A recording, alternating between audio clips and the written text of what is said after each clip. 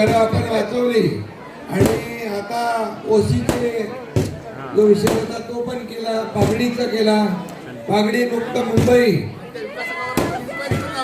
पागडी मुक्त मुंबई करण्याचा निर्णय ऐतिहासिक आपण घेतला आणि गेल्या 2.5 वर्षात मी मुख्यमंत्री असताना, आता देवेंद्रजी मुख्यमंत्री असताना आपली जी काही काम सुरू आहेत मुंबईमध्ये हे आपल्या सगळ्यांना माहीत आहे आणि महायुतीचं सरकार आपलं महाराष्ट्रात आहे, NDAचं सरकार देशात आहे आणि म्हणून पुन्हा एकदा मुंबईमध्ये गेले 15-20 वर्ष मुंबईकडे फक्त आणि फक्त सोन्याची अंडी देणारी कोंबडी म्हणून ज्यांनी पाहिलं त्यांना आपल्याला परिवर्तन घडवायचं आहे ना, मुंबईचा विकास करायचा आहे ना, मुंबईला चांगले रस्ते पाहिजे ना, कॉन्क्रीटचे रस्ते करणारा तुमचा एकनाथ शिंदे आहे.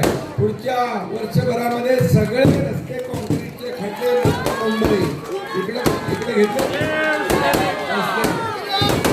आणि त्यामुळे सोयी सुविधा देण्याचं काम आहे ते सगळं या ठिकाणी होईल. इथं पुनर्विकास प्रकल्प आहे, क्लस्टर मध्ये सगळ्यांना घर मिळणार, कोणी बेघर होणार नाही. बाळासाहेबांनी सांगितलं 40 लाख लोकांनी घर देण्याचा निर्णय घेतला, तो निर्णयाची अंमलबजावणी मी मुख्यमंत्री असताना सुरू झाली आणि आता एक एक प्रकल्प आपण पुढे नेतोय. त्यामुळे येणाऱ्या 15 तारखेला महायुतीचाच भगवा झेंडा फडकवणार ना आपण, 16 तारखेला गुलाल उधळून फटाके आपणच फोडणार ना. आणि सगळ्यांना मी मनापासून शुभेच्छा देतो. सभी मेरे लाडले बहनों को भी, भाइयों को भी बहुत बहुत धन्यवाद. सगळ्यांना खूप खूप धन्यवाद. आपल्या सगळ्यांना शुभेच्छा.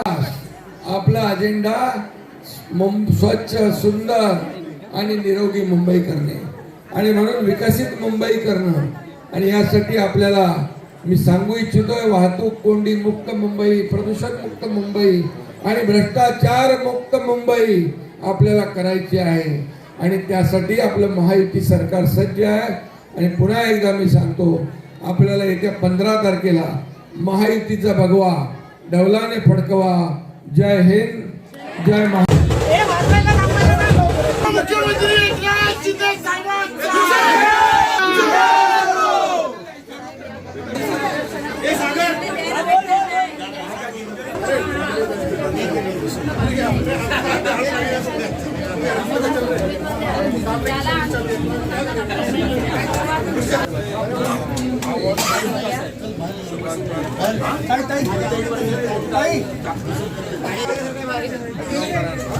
शांत